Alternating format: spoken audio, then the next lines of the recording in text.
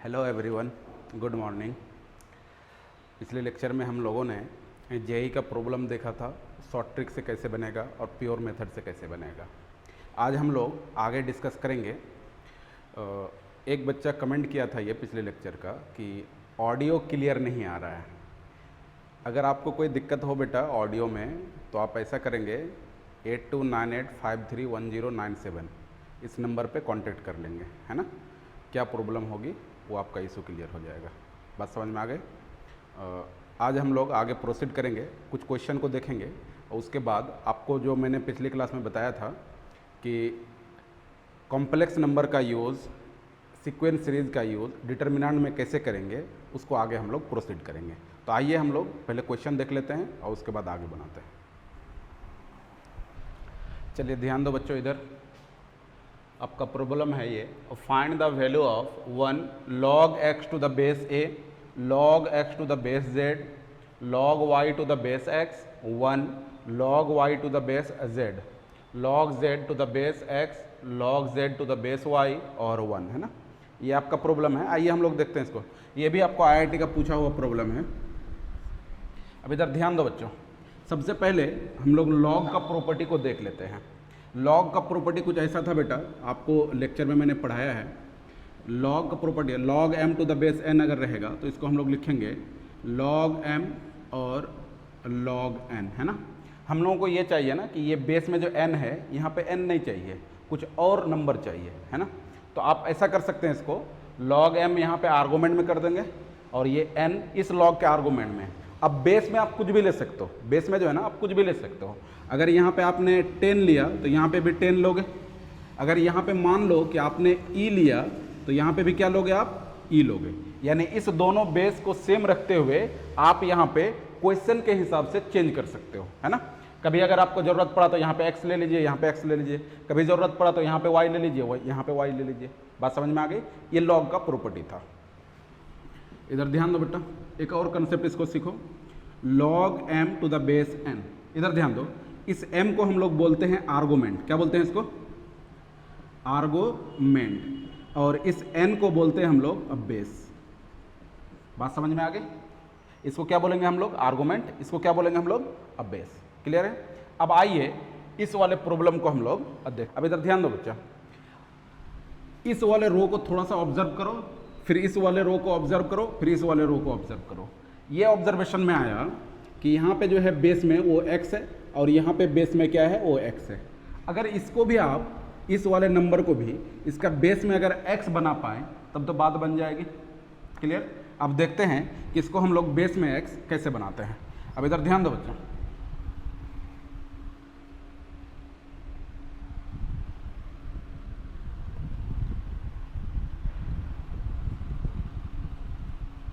Del मान लेते हैं हम लोग। इधर ध्यान दो, यहाँ पे x है, यहाँ पे x है। इसको इस 1 को भी बनाइए आप, तो इस 1 को हम लोग बना रहे हैं x। क्लियर। लेकिन यहाँ पे क्या है बच्चा, यहाँ पे 1 है, तो यहाँ पे 1 आना चाहिए। तो अगर आर्गूमेंट में आप x लिख देंगे तो आप जानते हैं कि लॉग का आर्गूमेंट और बेस अगर इक्वल रहे तो उसका वैल्यू क्या होता है, 1 आता है। तो log x to the base x, इसका वैल्यू क्या आएगा, 1। क्लियर है यहाँ पे। अब इसको लिख दीजिए, ये हो गया log y to the base x, ये हो गया log z to the base x। क्या यहाँ तक क्लियर है।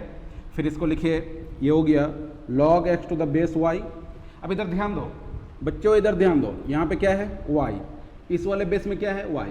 इस वाले को, ये जो 1 लिखा हुआ है, इसका बेस को भी हम लोग क्या बनाना चाह रहे हैं कि y इसका बेस आ जाए। तो इसको, इसका बेस बनाइए y, तो ये आ जाएगा log y। क्लियर। लेकिन यहाँ पे है क्या नंबर, 1, तो इसको भी 1 लेके आना पड़ेगा। आप जानते हैं कि लॉग के केस में आर्गूमेंट और बेस अगर इक्वल रहे तो उसका वैल्यू क्या होगा, आपका 1 आएगा। तो ये आ जाएगा आपको y। बात समझ में आ गई। फिर इसको वैसे ही उतार दीजिए log z to the base y। फिर इसको लिखिए log x to the base z। फिर इसको लिखिए log x to the base. अब देखो ध्यान दो बेटा, ये बेस में क्या है आपका, z, इसका बेस में क्या है, z। अब इस 1 को लिखने का स्टाइल आपको पता चल गया, कैसे लिखेंगे बताओ। इसको लिखेंगे sir log z to the base z। Clear, बात समझ में आ गई। अब हम लोग अभी अभी जो प्रॉपर्टी पढ़े उसका यूज़ करेंगे। इधर ध्यान दो बच्चों, सबका बेस में सेम है ना। इसका बेस को भी अलग कीजिए, इसका बेस को भी अलग कीजिए, इसका बेस को भी अलग कर दीजिए। अब देखो कैसे हम लोग तोड़ते हैं। तो डेल आपका जो आएगा वो डेल आएगा, थोड़ा सा ध्यान दीजिए, डेल आएगा, इस वाले लॉग को हम लोग लिख रहे हैं, इस वाले को हम लोग लॉग को लिख सकते हैं लॉग एक्स बटा डिवाइडेड बाय लॉग एक्स, और बेस में कुछ ले लीजिए, तो हम लोग ई ले रहे हैं, तो ये वाला लॉग टूट गया। फिर इस वाले लॉग को तोड़िए, तो ये हो जाएगा log Y to the base E, नीचे आ जाएगा log X to the base E. फिर इस वाले लॉग को तोड़िए, तो ये आ जाएगा log Z to the base E divided by log X to the base E. Clear हो गया बच्चों? बताओ यार। अब इधर ध्यान दो, अब इस वाले लॉग को भी तोड़िए, फिर इस वाले लॉग को भी तोड़िए, फिर इस वाले लॉग को। जब इस वाले लॉग को तोड़िएगा तो ये आएगा कुछ ऐसा, log X to the base E divided by log Y to the base E. फिर आएगा इसका log Y to the base E divided by log Y to the base E. फिर इसका आएगा log Z to the base E और log Y to the base E. क्या यहाँ तक क्लियर है सारे बच्चों को? फिर अगर ध्यान दो, इसको भी तोड़िए, तो ये आ जाएगा log X to the base E divided by log Z to the base E. ये हो जाएगा log X to the base E divided by log Z to the base E. फिर ये आ जाएगा आपको, एक मिनट, यहाँ पे थोड़ा सा गलती है बेटा, ये वाई है ना, तो यहाँ पे वाई कर लो, ये आ जाएगा आपका वाई। फिर ये आ जाएगा log Z to the base E divided by log Z to the base E. अब इधर ध्यान दो बच्चों, इस वाले से देखो डिवाइडेड में क्या है, log X to the base E, इसमें बताओ log X to the base E, इसमें बताओ log X to the base E. तो फर्स्ट रो से आप कॉमन लीजिए 1 by log X to the base E. Clear है? फिर सेकेंड रो से आप कॉमन लीजिए, देखो log Y to the base E, log Y to the base E और log Y to the base E. तो इससे कॉमन लीजिए 1 by log Y to the base E. Clear है बच्चों? अब इससे कॉमन लीजिए log Z to the base E, यहाँ पे है log Z to the base E और log Z to the base E. तो थर्ड रो से हम लोग कॉमन लेंगे 1 by log Z to the base E. Clear है? जब आप कॉमन लीजिएगा और बाहर निकालिएगा तो डेल हो जाएगा आपको 1 बटा log X to the base E into 1 बटा log Y to the base E. ये कहाँ से निकला? इस वाले रो से, फिर इस वाले रो से, फिर इस वाले रो से। तो ये होगा log Z to the base E. उसके बाद जो बचेगा वो देखो बेटा, यहाँ पे क्या बच गया बोलो, लॉग एक्स, यहाँ पे क्या बच गया लॉग वाई, यहाँ पे क्या बच गया लॉग जेड। तो ये आ जाएगा log X to the base E, log Y to the base E और log Z to the base E. फिर यहाँ पे क्या बचेगा लॉग एक्स, लॉग वाई और लॉग जेड। तो ये फिर से हो जाएगा log X to the base E, log Y to the base E और log Z to the base E. फिर यहाँ पे बचेगा बेटा log X to the base E, log Y to the base E, log Z to the base E. तो ये आ जाएगा log X to the base E, log Y to the base E और log Z to the base E. ये यहाँ तक clear है? अब इधर ध्यान दो, आपको डिटर्मिनेंट में मैंने प्रॉपर्टी बताया था क्या, कि कोई भी दो रो या कोई भी दो कॉलम अगर आपका इक्वल होगा तो उस डिटर्मिनेंट का वैल्यू जो होगा वो क्या होगा, 0 होगा। बात समझ में आ गई? क्या होगा वैल्यू? 0 आएगा। अब इधर ध्यान दो, यहाँ पे तो तीनों रो इक्वल है, तो इसका वैल्यू भी क्या आएगा? 0 आएगा। मिनिमम 2 रो या 2 कॉलम अगर 0 हुआ तो उस डिटर्मिनेंट का वैल्यू क्या होगा? 0 होगा। और यहाँ पे कितना है, ये भी इक्वल है, ये भी इक्वल है, तो इसका वैल्यू 0 आएगा। तो इधर ध्यान दो, 1 बटा log X to the base E into 1 बटा log Y to the base E into 1 बटा log Z to the base E into 0। सबको 0 से गुना कीजिएगा बेटा, तो ये क्या आ जाएगा? 0। Option number 1। क्लियर है? समझ में आ रही है बात? ये फर्स्ट प्रॉब्लम है, अच्छे से आप देख लो। अगर लॉग का प्रॉपर्टी अगर आपको याद नहीं है तो आप बेसिक का लेक्चर को देखो, बेसिक का लेक्चर में आप सारा चीज़ आपको मिलेगा, है ना। आपके कॉपी में वो चीज़ है, जब आप 11th में आए थे तब मैं आपको पढ़ाया था, है ना। ये प्रॉब्लम ऐसा है जेई मेन और एडवांस के बच्चों के लिए भी है, और जो 12th पे प्रिपरेशन कर रहा है, 12 का तैयारी कर रहा है, उस बच्चों के लिए भी है। क्लियर? इसलिए इस क्वेश्चन को सब कोई देख सकता है, 12 वाला भी देख सकता है, और जेई मेन एडवांस का जो प्रिपरेशन करना चाहता है या 2020 में करेगा उसके लिए भी है। बात समझ में आ गई? अब इधर ध्यान दो बच्चों, ये भी बहुत इंपॉर्टेंट प्रॉब्लम है जेई के लिए। If A square plus B square plus C square plus A B plus B C plus C A 0 या 0 से छोटा, और find the value of A plus B plus 2 का whole square 1 C square plus A square. A square plus B square A plus B plus 2 का whole square 1 1 B square plus C plus A plus 2 का whole square, यानी इस determinant का value क्या आएगा। अब थोड़ा सा ध्यान दो, अगर कोई बच्चा इसको डायरेक्ट तोड़ दिया ना, कोई स्टूडेंट अगर इस डिटर्मिनेंट को डायरेक्ट तोड़ दिया तो फिर वो आंसर आने वाला नहीं है। ये समझो कि उसके आंखों के आगे अंधेरा छा जाएगा। क्लियर है? सबसे पहला काम क्या है कि आपको जो गिवन दिया हुआ है ऑब्जर्वेशन, इसको ऑब्जर्व कीजिए और वहाँ से ए बी सी का वैल्यू निकालने का आप कोशिश कीजिए। तो आइए हम लोग सबसे पहला काम करते हैं कि इस रिलेशन से, इस कंडीशन से ए बी सी का वैल्यू को निकालें।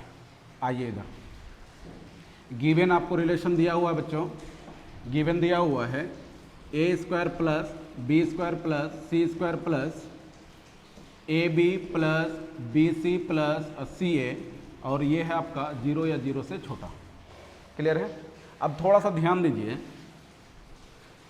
इसको हम लोग ऐसा चाह रहे हैं ना कि ये होल स्क्वायर में बदल जाए, है ना। इस तरह का रिलेशन पे आप काम कर चुके हैं, इससे पहले भी क्वेश्चन पे आप काम कर चुके हो। हम लोग ऐसा काम करते हैं कि दोनों तरफ 2 से आप गुना कर दो, तो 2 से जब गुना करोगे तो 2 into A square plus B square plus C square plus A B plus B C plus C A, और ये 0 इंटू इधर 2। अब इधर ध्यान दो बच्चों, ये इनइक्वालिटी है। अगर आप पॉजिटिव नंबर से किसी भी इनइक्वालिटी को गुना करोगे, मल्टीप्लाई करोगे, तो इनइक्वालिटी का डायरेक्शन चेंज नहीं होगा, ज्यों का त्यों रहेगा। तो ये जैसा डायरेक्शन था वैसा ही है, क्योंकि आप 2 से गुना कर रहे हो, और 2 कैसा है, 2 कैसा है, पॉजिटिव नंबर है। अब इधर ध्यान दो बच्चों, इसको मल्टीप्लाई कर लो तो ये हो जाएगा 2a square plus 2b square plus 2c square plus, ये हो जाएगा 2ab plus 2bc plus 2ca, और ये हो जाएगा 0 या 0 से छोटा। अब थोड़ा सा ध्यान दो बच्चों, इसको हम लोग लिख सकते हैं ना, 2a स्क्वायर है तो इसको लिख सकते हैं a square plus a square, इस वाले को लिख सकते हैं b square plus b square, इस वाले को लिख सकते हैं c square plus c square plus 2ab plus 2bc plus 2ca, और ये 0 या 0 से छोटा। थोड़ा सा ध्यान दो बच्चों, इस वाले यहाँ से a को लेते हैं, a स्क्वायर को, यहाँ से b स्क्वायर को, और यहाँ से 2ab को, इसको एक साथ रखिए, ये हो जाएगा a square plus b square plus 2ab। Clear है?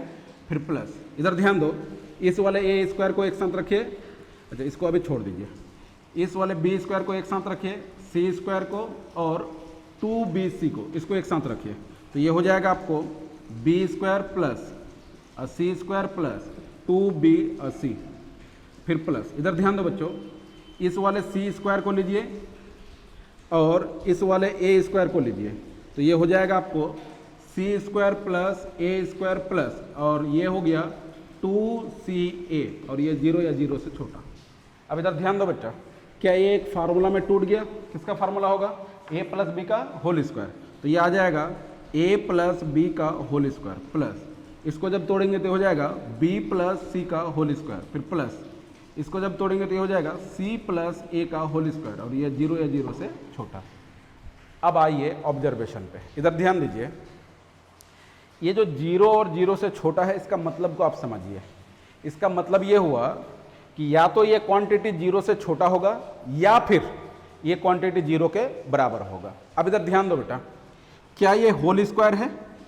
होल स्क्वायर का वैल्यू या तो 0 होगा या फिर 0 से बड़ा होगा, 0 से छोटा तो वो हो ही नहीं सकता। नहीं समझ में आई बात?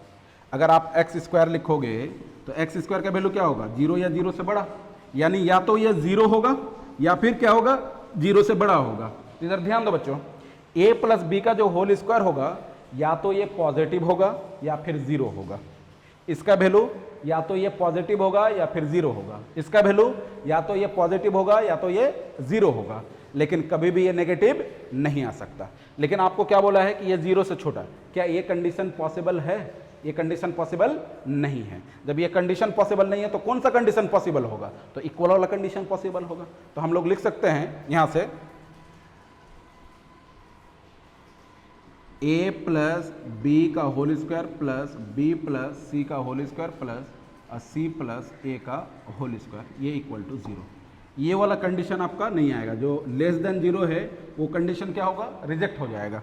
तो ये क्या आ जाएगा, इक्वल टू 0। अब इधर ध्यान दो बच्चों, इधर ध्यान दो, ये भी 0 या फिर पॉजिटिव, ये भी 0 या फिर पॉजिटिव, ये भी 0 या फिर पॉजिटिव, और इसका सम तीनों का क्या दिया हुआ है, 0 दिया हुआ है। क्या ऐसा पॉसिबल है कि 3 पॉजिटिव नंबर का सम कीजिएगा तो 0 होगा? नहीं पॉसिबल है। तो कब ये पॉसिबल हो सकता है? ये तभी पॉसिबल हो सकता है जब a प्लस बी का वैल्यू भी 0 आ जाए, आपको b प्लस सी का वैल्यू भी 0 आ जाए, और आपको c प्लस a का भी वैल्यू 0 आ जाए। ये तभी पॉसिबल है। ये क्वांटिटी भी 0, ये क्वांटिटी भी 0, ये क्वांटिटी भी 0, और तीनों को जोड़िएगा तो एक 0 ही आएगा और इक्वल टू 0 होगा। यानी ये तभी पॉसिबल होगा जब a प्लस बी बराबर 0 हो, b प्लस सी बराबर 0 हो, और c प्लस a बराबर 0 हो। अब इधर ध्यान दो बच्चों, यहां से हम लोग अब b का वैल्यू को निकाल लेते हैं। तो यहां से अगर b का वैल्यू निकालेंगे तो ये क्या हो जाएगा, b बराबर माइनस a। क्लियर है?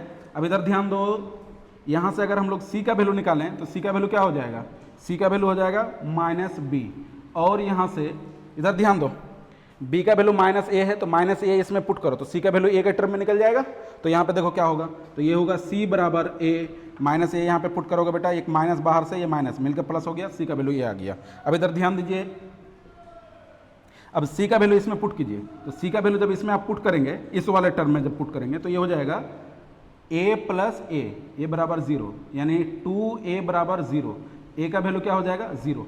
अब इधर ध्यान दीजिए, जब a का वैल्यू आपका 0 आ गया तो a का वैल्यू 0 जब इसमें रखिएगा तो c का भी वैल्यू 0 आ जाएगा, और c का वैल्यू जब 0 यहाँ पे रखिएगा, इधर ध्यान दीजिए, b का वैल्यू यहाँ पे क्या है, माइनस है, यहाँ पे जब a का वैल्यू आप 0 रखोगे तो b का भी वैल्यू क्या हो जाएगा 0, यानी b का भी वैल्यू 0 हो गया, c का भी वैल्यू 0 हो गया, और a का वैल्यू तो आपने 0 निकाला ही है। यानी यहाँ से आप कंडीशन निकालोगे कि a बराबर 0, b बराबर 0 और c बराबर 0, ये आपका आया नंबर।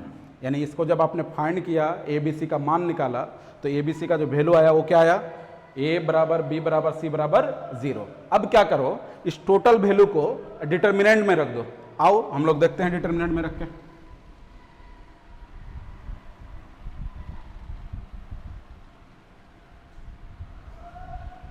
ना जब इसमें आप रखोगे बेटा तो ये आएगा कुछ ऐसा, इधर ध्यान दो, a का वैल्यू 0, b का भी वैल्यू 0, तो ये हो गया 0 प्लस 2 का होल स्क्वायर, तो ये आ जाएगा 4, ये हो जाएगा 0 0, तो ये हो जाएगा 0, ये क्या हो जाएगा आपका 1, यहाँ पे क्या हो जाएगा 1, यहाँ पे क्या हो जाएगा 4, 0 0 पुट करेंगे ना जी, यहाँ पे क्या हो जाएगा 0, ये आ जाएगा आपका कितना 0, ये हो जाएगा 1, ये हो जाएगा कितना 4। क्लियर है बच्चों? अब थोड़ा सा ध्यान दीजिए, इसी डिटर्मिनेंट को आपको तोड़ना है, तो ये हो जाएगा, इस रो के लॉन्ग तोड़ दे, तो ये हो जाएगा 4 इंटू, ये वाला कॉलम खत्म, ये वाला रो खत्म, इसको इससे गुना करेंगे तो क्या हो जाएगा 16, इसको इससे गुना करेंगे -0, फिर देखो ये 0 हो जाएगा तो -0, ये हो गया +1, ये वाला रो कॉलम खत्म, ये वाला रो खत्म, ये इससे मल्टीप्लाई होगा तो ये हो जाएगा 1, ये इससे मल्टीप्लाई होगा तो ये हो जाएगा 0, ये हो गया 16 + 4 क्या होगा 64, 16 × 64, ये आ जाएगा +1, ये हो गया कितना 65। बात समझ में आ गई? इजी प्रॉब्लम था, सिर्फ हम लोगों ने क्या किया, कंसेप्ट का यूज़ किया। बात समझ में आ गई? चलिए छापिए जल्दी। Use of complex number in determinant, use of complex number in determinant, यानी कॉम्प्लेक्स नंबर का यूज जो डिटर्मिनेंट में होगा उस पर अब हम लोग प्रॉब्लम करेंगे। अब इधर ध्यान दो बच्चों, थोड़ा सा ध्यान दीजिए इधर, जो आपको कॉम्प्लेक्स नंबर में मैंने प्रॉपर्टी बताया था उसी पे आज हम लोग पहले डिस्कस कर लेते हैं। तो आइए फर्स्ट नंबर में हम लोग देखते हैं, इन्फॉर्मेशन लिखिए। आपको सब कुछ पता है, सब कुछ बताया है, आप सिर्फ ध्यान दो इधर। आप जानते हो बेटा कि ओमेगा का जो वैल्यू है वो वैल्यू आता है -1 + √3 × i और बटा 2 डिवाइडेड बाय 2। क्या आपको पता है? ये पता है। दूसरा ओमेगा स्क्वायर का जो वैल्यू होगा वो होगा -1 - √3i और डिवाइडेड बाय 2। वहाँ पे हम लोगों ने डिस्कस किया था डिटेल में, है ना। यहाँ पे मैं सिर्फ और सिर्फ आपको वैल्यू लिख दे रहा हूँ, आप याद रख लोगे। अगर कोई दिक्कत हो रही होगी तो आप क्या करोगे, कॉम्प्लेक्स नंबर का कॉपी उठाइए और उसको पढ़िए। क्लियर? अब इधर ध्यान दो, तीसरा नंबर में आ जाओ बेटा। हम लोगों ने पढ़ाया था, पढ़ रखा है ना हम लोगों ने, ओमेगा क्यूब का वैल्यू ये क्या है 1। ये सब प्रॉपर्टी है, आपको याद रखना होगा। ये कैसे आया, मैं प्रूव्ड करके कॉम्प्लेक्स नंबर में आपको बताया था। अब इधर ध्यान दो, और फोर्थ नंबर में 1 प्लस ओमेगा स्क्वायर ये इक्वल टू 0। क्लियर। और चौथा पांचवा information, omega square is a cube roots of unity. और आपको ये भी इंफॉर्मेशन क्वेश्चन में दिया रह सकता है कि जो ओमेगा और ओमेगा स्क्वायर है ये क्या है, क्यूब रूट ऑफ यूनिटी। अब इधर ध्यान दीजिए, अगर क्वेश्चन में आपको लिख रखा कि omega square cube root of unity है, तभी ये पूरा प्रॉपर्टी का यूज हम लोग कर सकते हैं। क्लियर। अगर ये नहीं लिखा हुआ है तो सिंपली इसको डब्लू की तरह हम लोग काम करेंगे, ट्रीट करेंगे। किसके तरह, डब्लू की तरह। अगर ये चीज लिखा हुआ रहे कि omega square is a cube root of unity, तभी हम लोग ये चारों प्रॉपर्टी का यूज क्वेश्चन में कर सकते हैं। क्या, पहला है ओमेगा बराबर -1 प्लस √3i/2, ओमेगा स्क्वायर बराबर -1 माइनस √3i/2। तीसरा है आपका ओमेगा क्यूब का वैल्यू 1। चौथा है आपका 1 प्लस ओमेगा स्क्वायर का वैल्यू 0। अब इधर ध्यान दो बच्चों, इस वाले प्रॉपर्टी से हम लोगों ने देखा था ओमेगा 6 का वैल्यू क्या होगा, ओमेगा 9 का वैल्यू क्या होगा, ओमेगा 12 का वैल्यू क्या होगा, ओमेगा 15 का वैल्यू क्या होगा, यानी पावर में अगर 15 रहे तब क्या होगा, अगर ओमेगा के पावर में अगर 21 रहे तब उसका वैल्यू क्या होगा, सारे का वैल्यू क्या होगा 1 होगा। यानी 3 के मल्टीपल में जो भी नंबर रहेगा ओमेगा का पावर रहेगा उसका वैल्यू क्या होगा, आपका 1 होगा। क्लियर है बच्चों। आइए अब हम लोग इसके बेसिस पे क्वेश्चन को देखते हैं। इधर ध्यान दो बच्चों, क्वेश्चन है आपका, if omega is an imaginary cube root of unity then find the value of a determinant.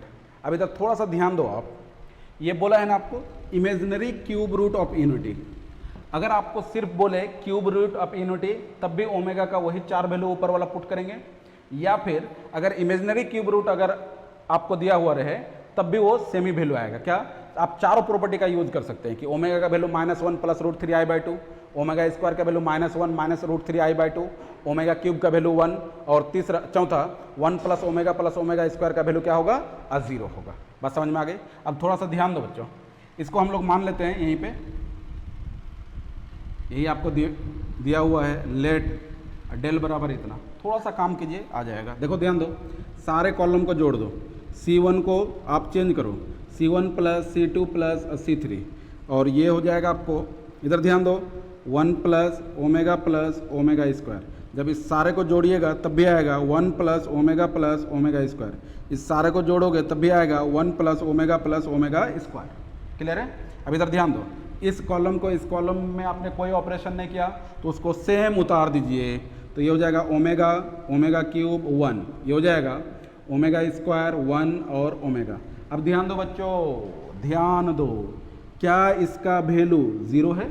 1 plus omega square का वैल्यू क्या होता है, 0। 1 प्लस ओमेगा स्क्वायर का वैल्यू क्या होता है, 0। 1 प्लस ओमेगा स्क्वायर का वैल्यू क्या होता है, 0। तब हम लोग यहाँ से काम करेंगे, यानी डेल जो आएगा आपको वो आएगा, इधर ध्यान दो, ये भी 0, ये भी 0, ये भी 0, यानी फर्स्ट कॉलम में 0 0 0, ये आ जाएगा ओमेगा स्क्वायर और 1, ये हो जाएगा ओमेगा स्क्वायर 1 और ओमेगा। थोड़ा ध्यान दो बच्चों, मैंने आपको प्रॉपर्टी बताया था। क्या प्रॉपर्टी बताया था? कि कोई भी एक रो या कोई भी एक कॉलम में अगर सारा एलिमेंट 0 आ जाए तो उस डिटर्मिनेंट का वैल्यू क्या होगा, 0 होगा। तो क्या एक रो आपका 0 आ रहा है तो इस पूरे डिटर्मिनेंट का वैल्यू क्या होगा, 0, यानी डेल बराबर हो जाएगा आपको 0। क्लियर। ये आपका BSEB बिहार बोर्ड का ऑब्जेक्टिव में पूछा हुआ है 12 में, और CBSE में प्रूव्ड करने के लिए आपको दिया था 2 नंबर में। क्लियर है बच्चों। अब इधर ध्यान दो बच्चों, ये भी आपका IIT का पूछा हुआ प्रॉब्लम है। इधर ध्यान दीजिए, ये डिटर्मिनेंट का वैल्यू दिया हुआ है x प्लस IY, और आपको ऑप्शन में क्या पूछ रहा है कि x का वैल्यू क्या होगा और y का वैल्यू क्या होगा। आइए हम लोग देखते हैं इसको। देखो बेटा, डायरेक्ट हम लोग काम करते हैं। इधर ध्यान दो, ये है 6i 420 minus 3i 3i 3 1 minus 1 और i। क्लियर है। अब इधर ध्यान दीजिए, अगर इस रो को इस रो में आप जोड़ते हैं तो देखो 3i माइनस 3i 0 हो जाएगा, और -1 + 1 0 हो जाएगा, यानी एक रो में आपका मैक्सिमम 0 आ जाएगा। तब हम लोग काम क्या करेंगे, देखो इधर ध्यान दो बच्चों, R1 को चेंज करेंगे, कैसे, R1 + R2। तो जैसे ही चेंज करेंगे तो इधर आ जाएगा, देखो इसको इसमें जोड़िएगा तो ये क्या हो जाएगा, 6i - 4। इधर ध्यान दो, इसको इसमें जब जोड़िएगा तो ये क्या आ जाएगा, 0। इसको इसमें जब जोड़िएगा तो ये क्या आ जाएगा, 0। यहाँ पे क्या बच गया, 4, यहाँ पे 3i - 1 और 20 और 3 और यहाँ पे i, और ये इक्वल टू क्या है बच्चा, बोलो बच्चा लोग, x + iy, है ना। अब आपको इस डिटर्मिनेंट को क्या करना है, तोड़ना है। आइए तोड़ते हैं हम लोग। रो 1 के अलॉन्ग इसको एक्सपेंड कर दीजिए, बार बार बोलने की ज़रूरत नहीं है, आप खुद काम कर सकते हो। 6i - 4, ये खत्म, ये खत्म, ये आ जाएगा बेटा 3i - 1, ये हो जाएगा 3 और ये हो जाएगा i, और ये हो जाएगा x + iy। थोड़ा सा ध्यान दो बच्चों, इसको मैंने क्यों नहीं लिखा है, इसको क्यों नहीं, क्योंकि 0 है ये, -0 + 0, चलो लिख ही लो। इधर ध्यान दो, 6i - 4, इसको इससे मल्टीप्लाई करेंगे तो ये क्या हो जाएगा, 3i², इसको इससे मल्टीप्लाई करेंगे तो ये हो जाएगा माइनस और 3 इतना, ये -3, ये हो जाएगा x + iy। थोड़ा सा ध्यान दो बच्चों, ये हो जाएगा 6i - 4। i² का वैल्यू आपको पता है कि i² का वैल्यू कितना होता है, -1। अरे यार ये सब चीज़ बताया कितना बार, लेक्चर में ही कितना बार बताया है ना।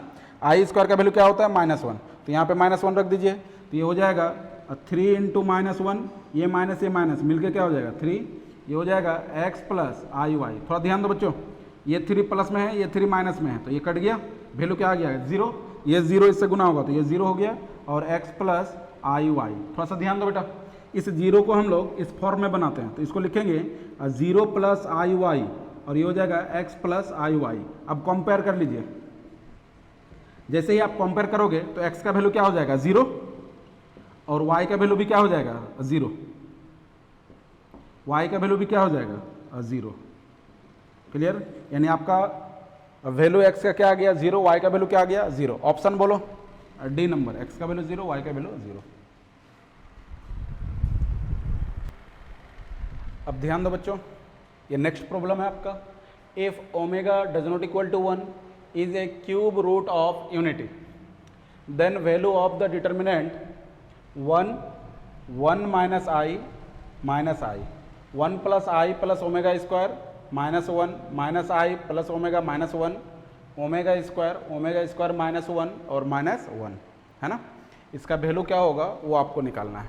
थोड़ा सा ध्यान दो, हम लोग सबसे पहला ये कोशिश करें ना कि कोई भी एक रो या कोई भी एक कॉलम में आपका मैक्सिमम 0 आ जाए। क्या कोशिश करना है आपको, मैक्सिमम 0 आ जाए। अब इधर थोड़ा सा ध्यान दो बच्चों, मैक्सिमम 0 आ जाए उसके लिए क्या क्या हम लोग कर सकते हैं वो देखो।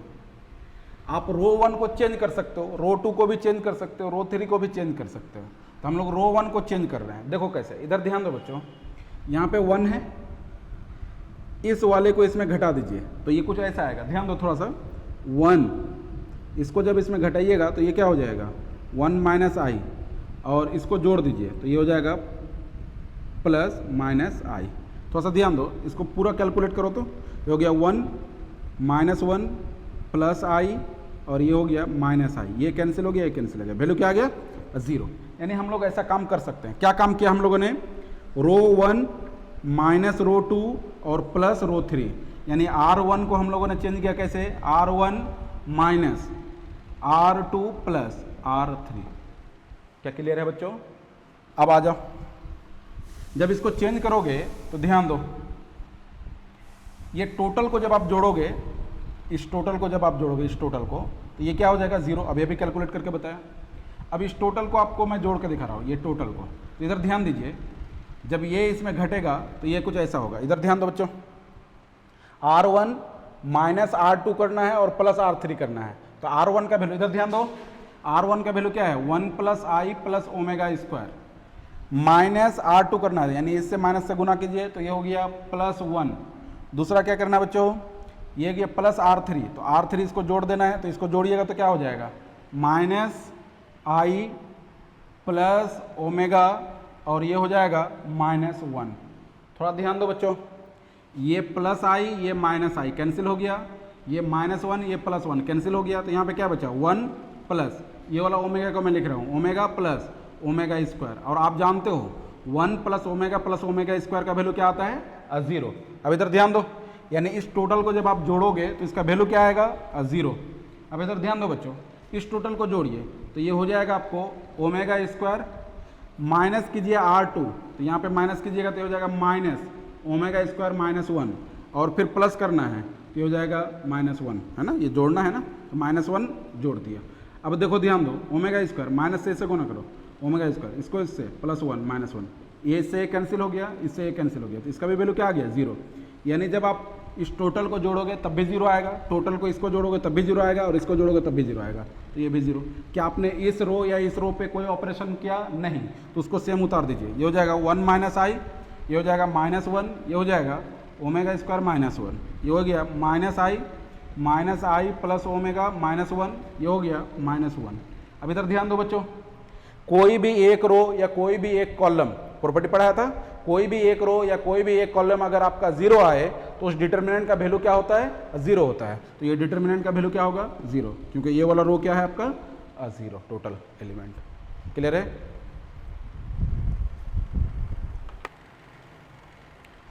अब इधर ध्यान दो बच्चों, ये भी आपका IIT का पूछा हुआ प्रॉब्लम है।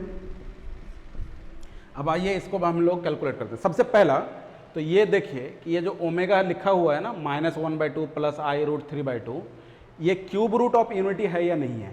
अगर क्यूब रूट ऑफ यूनिटी होगा तभी वो चारों प्रॉपर्टी का आप यूज कर सकते हैं। तो सबसे पहले इसको कैलकुलेट करते हैं हम लोग।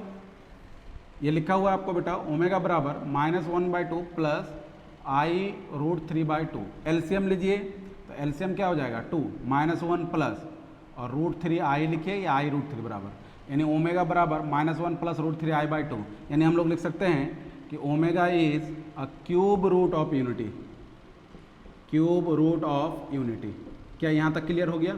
यानी क्यूब रूट ऑफ यूनिटी का जितना सारा प्रॉपर्टी है सारा यूज कर सकते हैं। अब इधर ध्यान दो, थोड़ा सा इस डिटर्मिनेंट को देखो, यहाँ पे लिखा हुआ 1 1 1 1 -1 माइनस ओमेगा स्क्वायर, ये लिखा है ओमेगा स्क्वायर 1 ओमेगा और ओमेगा पावर 4।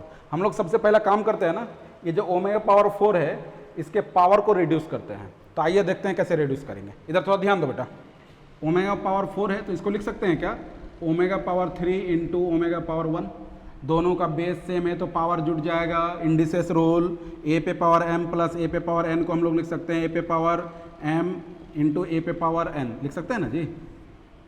नहीं लिख सकते हैं। तो ये दोनों जब पावर जुटेगा तो क्या आ जाएगा 4। क्लियर है? अब इधर ध्यान दीजिए, अब इस डिटर्मिनेंट को आप लिखिए, तो इस डिटर्मिनेंट को जब हम लोग लिखेंगे तो ये लिखेंगे 1 1 1, इधर आ जाएगा 1 -1, तो इसको थोड़ा सा चेंज कर लो ना, इसको -1 माइनस ये ओमेगा स्क्वायर है तो इसको भी थोड़ा सा अगर चेंज करेंगे तो इधर ध्यान दो -1 माइनस ओमेगा स्क्वायर है तो इसको हम लोग माइनस कॉमन कीजिए तो 1 प्लस ओमेगा स्क्वायर, और आप जानते हो बेटा 1 प्लस ओमेगा स्क्वायर का वैल्यू 0, इस ओमेगा को इधर भेजो तो 1 प्लस ओमेगा स्क्वायर बराबर माइनस ओमेगा, यानी इसके जगह पे ये जो 1 प्लस ओमेगा स्क्वायर लिखा हुआ है इसके जगह पे हम लोग लिख सकते हैं माइनस ओमेगा, तो ये टोटल वैल्यू क्या हो गया माइनस माइनस प्लस तो ओमेगा हो गया। क्लियर है? यानी इस पे हम लोग लिख सकते हैं, इस वाले पे नंबर पे यहाँ पे जो एलिमेंट लिखा हुआ है इसको लिख सकते हैं हम लोग ओमेगा। ये हो गया बेटा आपको 1, ये हो गया आपको ओमेगा स्क्वायर, और ये कितना हो गया बताओ, ये हो गया आपको ओमेगा, क्योंकि आप जानते हो ओमेगा पावर 4 का वैल्यू क्या है ओमेगा, हम लोगों ने निकाल कर रखा है ना। देखो ओमेगा क्यूब का वैल्यू क्या हो गया 1 और ये ओमेगा, तो मिलजुल के कितना आ गया ओमेगा। ये हो गया आपका कितना ओमेगा स्क्वायर। क्लियर हो गया? यानी ये जो डिटर्मिनेंट है ये टूट के इतना बना। अब इसको हम लोग क्या करना है कैलकुलेट करना है। देखिए कैसे कैलकुलेट करते हैं, ऐसे करो ना बेटा कि ये तीनों को आप जोड़ दो, कॉलम को तीनों को क्या कर दो जोड़ दो। तो काम कैसे करोगे, C1 को चेंज करोगे, C1 प्लस C2 प्लस और C3, जैसे ही आप करोगे तो ये तीनों जब जुटेगा तो 1 प्लस 1 प्लस 1 3 हो जाएगा। यहाँ पे जब तीनों जुटेगा तो क्या हो जाएगा 1 प्लस ओमेगा स्क्वायर, ये 0 आ जाएगा। यहाँ पे भी तीनों जुटेगा तो 1 प्लस ओमेगा स्क्वायर होगा।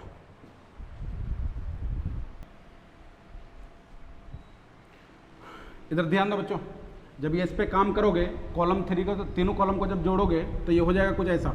इधर ध्यान दो, तीनों जुटेगा तो ये हो जाएगा आपको 3, इधर जुटेगा 1 प्लस ओमेगा स्क्वायर, इधर जुटेगा 1 प्लस ओमेगा स्क्वायर। इधर आ जा। क्या आपने इस कॉलम पे और इस कॉलम पे कोई काम किया? नहीं, तो उसको सेम उतार दीजिए। तो ये हो जाएगा आपको 1 ओमेगा स्क्वायर, ये हो जाएगा 1 ओमेगा स्क्वायर और ओमेगा। थोड़ा सा ध्यान दो बच्चों, इसका भी वैल्यू 0 आएगा, इसका भी वैल्यू क्या आएगा? 0 आएगा। तो हो जाएगा 3 0 0, अरे बोल नहीं रहा है। इधर हो जाएगा 1 ओमेगा स्क्वायर, इधर हो जाएगा 1 ओमेगा स्क्वायर और ओमेगा। क्लियर है?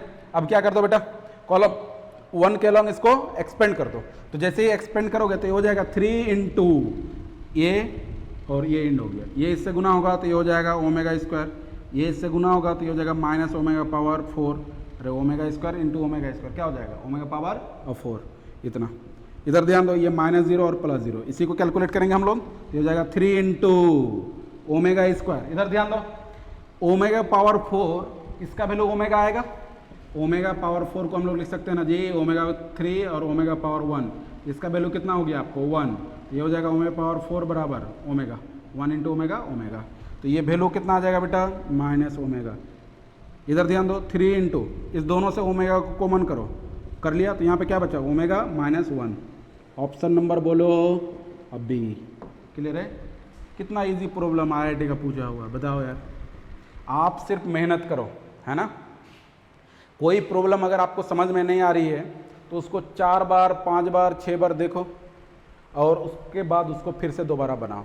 मैं तो ये बोल रहा हूँ ना कि जितना आपका बोर्ड लेवल प्रॉब्लम था उसको आप 4 बार 5 बार बनाओ, और जितना आपको JEE लेवल या ऑब्जेक्टिव टाइप में बता रहा हूँ उसको भी आप क्या करो, 1 बार 2 बार 3 बार बनाओ, उसका कंसेप्ट को समझो, है ना। रेगुलर आप प्रैक्टिस करो, रेगुलर आप प्रैक्टिस करोगे तभी आपको बात समझ में आएगी और आपका मैथ्स तो बहुत मजबूत हो जाएगा। मैं हर बार आपको बोल रहा हूँ कि अगर आप लेक्चर को देखोगे तो JEE मेन, एडवांस, NDA या फिर बोर्ड लेवल का कोई भी क्वेश्चन आपको नया नहीं लगेगा, है ना। ये NM सर का क्या है? वादा है ना। विश्वास रखो और लेक्चर को देखो। मैं आपको बता रहा हूँ ना कि आपका 12 बोर्ड में 100 में 100 नंबर आएगा, 100 में 100 नंबर आएगा, और JEE मेन में आप 25 में 25 क्वेश्चन सॉल्व करके आएंगे, है ना। क्लियर? चलो ध्यान दो बच्चों।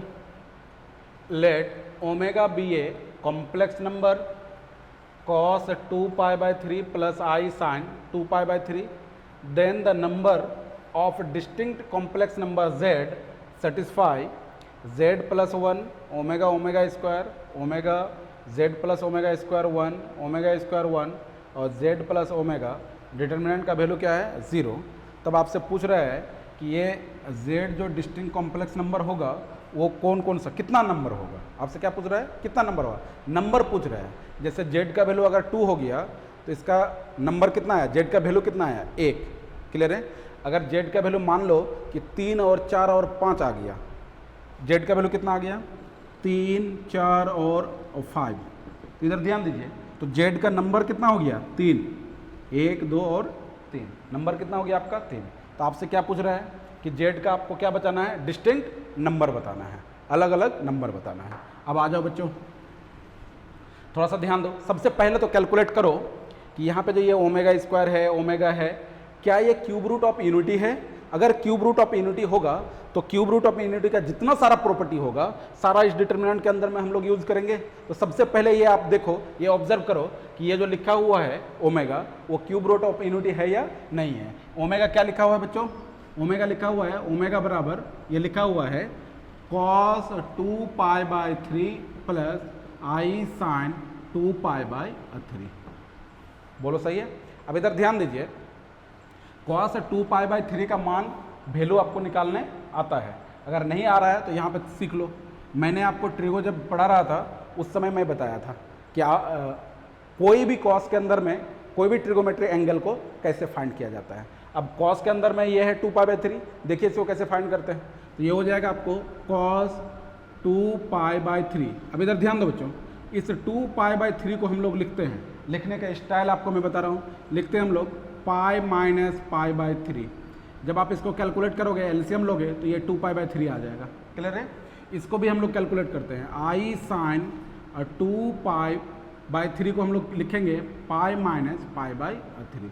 अब थोड़ा सा ध्यान दो बच्चों, सबसे पहला आप चारों कोऑर्डिनेट को जानते हैं, इसमें सारा ट्रिगोमेट्रिक रेशियो कैसा होता है, पॉजिटिव। इसमें कौन होता है, साइन, और साइन का उल्टा कौन होगा, कॉसेक, इसमें पॉजिटिव होगा। अब इधर ध्यान दीजिए, हम लोग को दो ही काम है, साइन और कॉस पे ही है। इस वाले में साइन और साइन का उल्टा कौन होता है, कॉसेक, कॉसेक ये पॉजिटिव होगा, बाकी सारा ट्रिगोमेट्रिक रेशियो यहाँ पे कैसा होगा, नेगेटिव होगा। अब थोड़ा ध्यान दो बच्चों, ये जो पाई है हम लोग बोलते हैं ये 0 है, ये वाला लाइन पाई बाई 2 है, ये और ये वाला पाई है। अब इधर ध्यान दीजिए, ये जो पाई है, पाई से क्या है, माइनस पाई बाई 3, यानी ये कौन सा क्वाड्रेंट आ गया। सबसे पहले तो एंगल देखो कि कौन सा क्वाड्रेंट आ गया, तो एंगल जो आपका आया है वो कौन सा क्वाड्रेंट आया है, सेकंड क्वाड्रेंट, और सेकंड क्वाड्रेंट में कॉस कैसा होता है, नेगेटिव। बात समझ में आ गई। तो यहाँ तो सबसे पहले आप लिख लीजिए नेगेटिव आ गया, यानी इस टोटल का जो वैल्यू आएगा, जो भी आएगा वो नेगेटिव। क्यों, क्योंकि एंगल आपका क्या है, सेकंड क्वाड्रेंट में। अब दूसरा इन्फॉर्मेशन देखो, आप जानते हो कि कॉस पाई प्लस थीटा रहे या कॉस पाई माइनस थीटा, यानी पाई अगर आ गया तो वो नो चेंज लाइन होता है, उसमें चेंज ट्रिगोमेट्रिक रेशियो नहीं करता है, तो इसमें भी चेंज नहीं करेगा। तो ये क्या हो जाएगा, कॉस, और ये हो जाएगा आपका थीटा, तो ये हो गया पाई बाई 3। समझ में नहीं आई बात, इधर ध्यान दो बच्चों, कॉस पाई माइनस थीटा ये बराबर होता है कॉस थीटा, और ये कैसे आया, ये प्रूव्ड करके मैंने बताया, कब, जब ट्रिगो हम लोगों ने पढ़ा था। बात समझ में आ गई। अब इधर ध्यान दो बच्चों, ये हो गया माइनस कॉस प्लस आई साइन, इधर ध्यान दो बच्चों, अब इस पे भी निकालेंगे तो सेम प्रोसेस है, सेकंड क्वाड्रेंट में जाएगा, और सेकंड क्वाड्रेंट में साइन कैसा होता है, पॉजिटिव होता है। और आप जानते हो क्या कि साइन पाई माइनस थीटा ये क्या होगा, ये होगा साइन थीटा। नई बात समझ में आए, क्लियर हुआ, इसमें माइनस लगेगा। तो ये हो गया बच्चों, ये हो गया साइन थीटा का जगह पे कौन है, पाई बाई 3, तो ये ऐसा आ गया। अब इधर ध्यान दीजिए, माइनस इस टोटल का वैल्यू क्या आ जाएगा, 1/2 प्लस आई साइन, इस टोटल का वैल्यू आता है √3/2। एलसीएम उलसीएम लो तो ओमेगा बराबर क्या हो जाएगा, 2 - 1 प्लस √3i। ये किसको रिप्रेजेंट किया, क्यूब रूट ऑफ यूनिटी को, यानी हम लोग लिख सकते हैं omega is cube root of unity. पूरा डिटेल में हम लोग सॉल्यूशन कर रहे हैं, कोई भी टर्म को, कोई भी बात को हम लोग छोड़ नहीं रहे हैं, जितना इन्फॉर्मेशन है टोटल को कलेक्ट कर रहे हैं और उसके बाद क्वेश्चन को बना रहे हैं। यहाँ तक क्लियर है बच्चों। सबसे पहले काम करते हैं ना, कॉलम को जोड़ दीजिए, ये हो जाएगा C1 को चेंज कीजिए, C1 plus C2 plus C3। जैसे ही चेंज करोगे तो ये आ जाएगा कुछ ऐसा। इधर ध्यान दो, Z plus 1 plus omega square, इस सारे को जोड़िए तो ये भी होगा Z plus 1 plus omega square, ये सारे को जोड़िए तब भी होगा Z plus 1 plus omega square, और फिर इसको वैसे ही उतार दो आप, omega Z plus omega square 1, ये हो जाएगा ओमेगा स्क्वायर 1 और Z प्लस ओमेगा, और ये इक्वल टू क्या हो जाएगा 0। थोड़ा सा ध्यान दीजिए, क्या आप इसका वैल्यू जानते हैं, 1 प्लस ओमेगा स्क्वायर क्या होता है, 0। क्या आप इसका वैल्यू जानते हैं, 1 प्लस ओमेगा स्क्वायर, इसका वैल्यू क्या होता है, 0। क्या आप इसका वैल्यू जानते हैं, 1 प्लस ओमेगा स्क्वायर, इसका वैल्यू क्या होता है, 0। तो बैठा दीजिए, वैल्यू को पुट कर दीजिए, तो वैल्यू को जब पुट कीजिएगा तो ये हो जाएगा Z प्लस 0, Z हो जाएगा, ये भी Z, ये भी Z। इधर ध्यान दो बच्चों, ये हो जाएगा आपको omega Z plus omega square, ये हो जाएगा 1, ओमेगा स्क्वायर 1 और Z प्लस ओमेगा, ये इक्वल टू क्या हो गया, 0। अब इसको क्या करना है, इसको तोड़ लेना है ना। आइए इसको तोड़ते हैं। अब इधर ध्यान दीजिए, कोई भी कॉलम या कोई भी रो के अलॉन्ग इसको तोड़ दीजिए।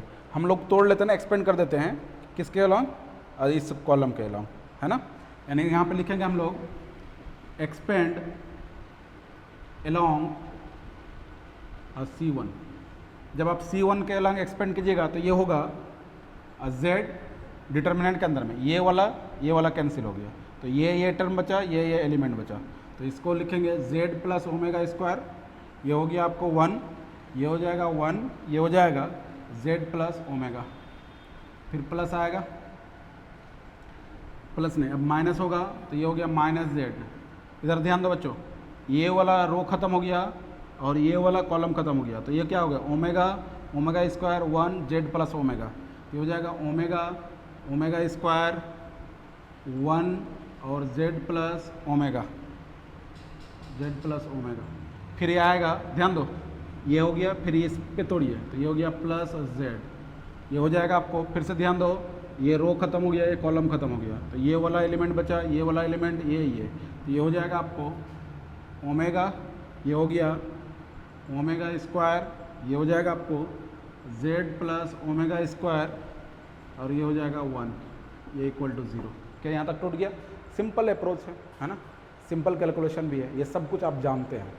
अब इधर ध्यान दो बच्चों, z इसको इसको मल्टीप्लाई कीजिए तो ये हो जाएगा z plus omega square into z plus omega, इसको इससे मल्टीप्लाई कीजिए -1 माइनस z, इधर ध्यान दो, इसको इससे मल्टीप्लाई कीजिए ओमेगा, ये हो जाएगा z प्लस ओमेगा, इसको इससे मल्टीप्लाई कीजिए minus omega square plus z, इधर ध्यान दीजिए, इससे इससे मल्टीप्लाई करोगे तो ओमेगा, इसको इससे मल्टीप्लाई कीजिए ये हो जाएगा minus omega square into z plus omega square, और ये हो जाएगा आपको 0।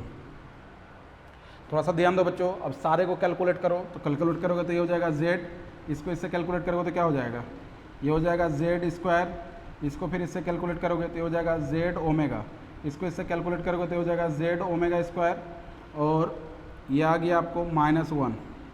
अच्छा, इसको इसको कैलकुलेट करोगे, इसको और इसको, तो ये हो जाएगा ओमेगा क्यूब, उसके बाद आ जाएगा -1, ये वाला उतर गया, माइनस z।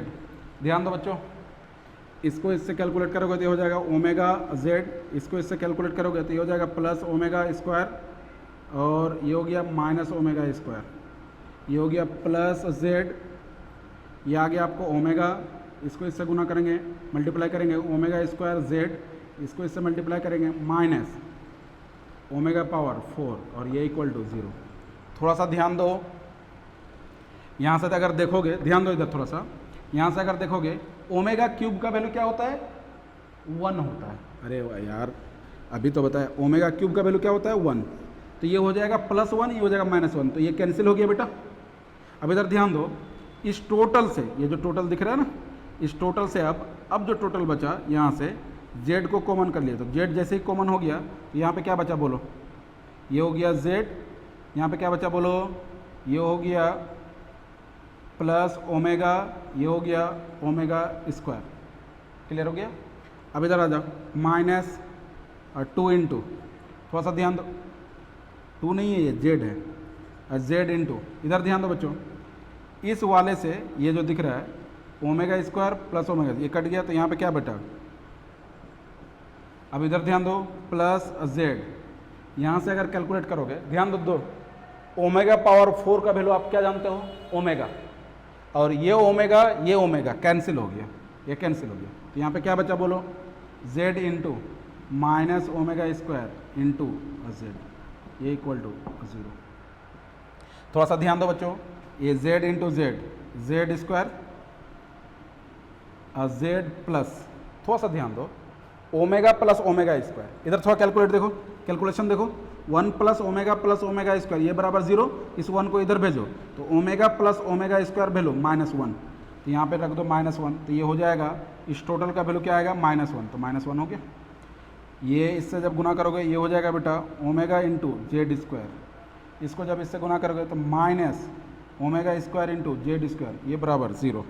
थोड़ा सा ध्यान दो, इसको इससे कैलकुलेट करो, इससे कैलकुलेट करो, तो ये हो जाएगा z क्यूब माइनस, ये क्या हो जाएगा z स्क्वायर। इधर ध्यान दो बच्चों, इस दोनों से, ये जो दोनों दिख रहा है ना, इस दोनों से माइनस और z स्क्वायर को कॉमन करो, तो माइनस z स्क्वायर कॉमन हो गया, तो यहाँ पे क्या बचा बोलो, यहाँ पे बचा ओमेगा, और यहाँ पे क्या बचा प्लस ओमेगा स्क्वायर, ये इक्वल टू 0।